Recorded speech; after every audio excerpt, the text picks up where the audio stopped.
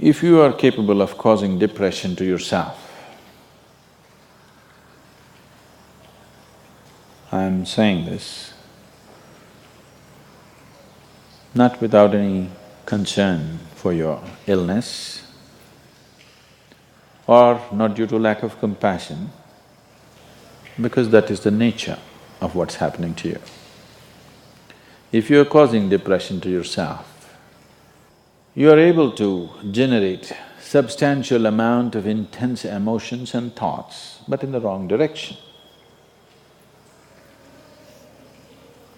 If you don't have very strong emotions, very intense thoughts about something, you cannot get depressed. It is just that you are generating thoughts and emotion which work against you, not for you. So you are strong enough to cause depression to yourself because for you to cause a mental illness for yourself, unless you're pathologically ill, which is just a small number of people, rest are all self-created. Most of them are self-created. A few are pathologically ill, they cannot help it. It just comes from within because of genetic and other factors. Almost everybody here, if we train them towards a certain kind of thought process and emotion and push them a little bit with the outside situations, almost everybody will lose their mental balance.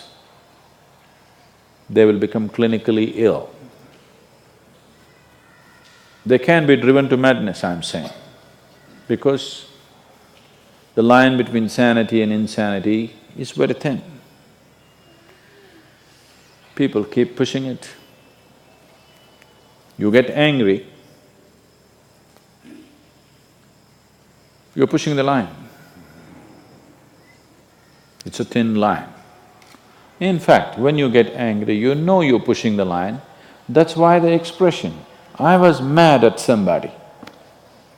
You're not mad at somebody, you're just going mad. You cannot be mad at somebody. You're just pushing your sanity, the boundaries of sanity, and moving into insanity for a certain period of time and coming back. You do one thing every day, you try this, 10 minutes a day. Try intense anger on somebody. What? You will see in 3 months' time, you will be clinically there. Yes. Just try it if you want. Because if you keep pushing the line, you go mad and you come back, you go mad and you come back, one day you're not able to come back, that's all. One day you're not able to turn back, then you're clinically ill. You must understand, even if you got angry for a moment, you're already ill. Maybe you don't get the certificate of diagnosis. They don't slap a certificate on you that you're gone, but you are going, isn't it? You think it's your right to throw tantrums? You think it's your right to get angry with people? You think it's your privilege to be depressed so that you'll get attention from somebody? You keep playing this, one day you will not be able to turn back. Keep crossing the line every day, one day you will see you cannot cross back. That day, you need a doctor. Till then, everybody needed a respite from you, but the day you can't cross back, they get the respite because now they can catch you and give you to a doctor. Otherwise, you're temporarily going mad every day, many times a day. They cannot even send you to an asylum, they have to bear with you, your family, your friends, your people around you. If you get at least truly clinically ill, we can hand you over. There's one temple in Tamil Nadu, where they chain you and keep you. Where there is no hospital, no psychological for ailments, there's no hospital, there is a temple that somebody created which is supposed to push people back into sanity. So, families just take them and leave them there, they're shackled and left in the temple. You give them some money, they'll feed you, and you're just there like an animal, tied up. I think if hospitals were run like this, a lot of people wouldn't go crazy. They would maintain their sanity. Right now it's too deluxe. If you make hospital extremely comfortable, it'll become an incentive to become sick. And you have incentives in your life to become ill, right from your childhood. You got the maximum attention only when you fell ill. When you are happy, they screamed at you. When you squealed in joy, they screamed back at you, adults. You… then boo-boo, boo-boo, boo-boo, boo-boo. When you are a child, physical illness is good because you'll get attention from your mother and father and everybody around you, and you don't have to go to school on that day.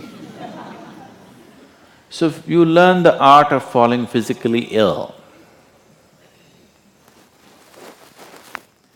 But once you get married, you learn the art of becoming mentally ill. Because if you want to get attention, you go sit in a corner, act depressed, people will pay attention to you. So, you keep playing this game, one day you're not able to cross the line back. That day, you're clinically ill. Unfortunately, in many ways, not just in the way that I said now, in many different ways, I would say 70% of illnesses on the planet, all kinds, are self-created. Even if you get an infection, there is a way. If you keep yourself in a certain way, physically and mentally, the virus and the bacteria will not work the same way as it works upon somebody else. If you set yourself like this, no matter what's happening, anyway, I have to go and do this, this and this. There's no break from that.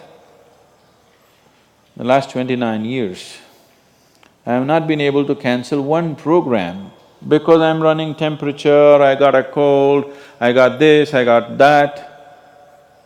It doesn't matter what's happening, what you have to do, you anyway have to do. You can't turn back on that. Either out of your commitment or you have a boss like that. One way or the other, if it happens, then you will see, you will not at all fall sick so often. Because if you have temperature, you still have to go. If it's summer, you still go, right? Now, a lot of people don't go. It's a little hot outside, they don't go and work. Little cold outside, they don't go and work. A little raining, they won't go and work. A snowflake, they will not go and work. This is just weather.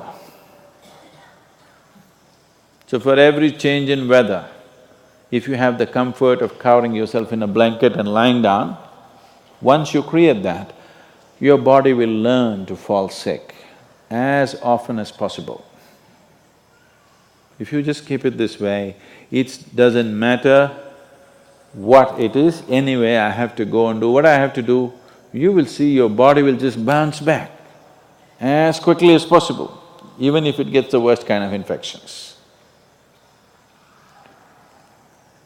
So, you just have to set the necessary conditions for health, necessary incentives for health, both for yourself and your children if you have them.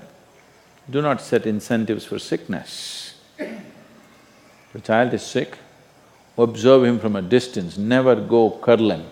He knows that's the worst time of his life and he knows he has to get well soon. And give him the best attention when he is joyful. You will see he naturally learns from within.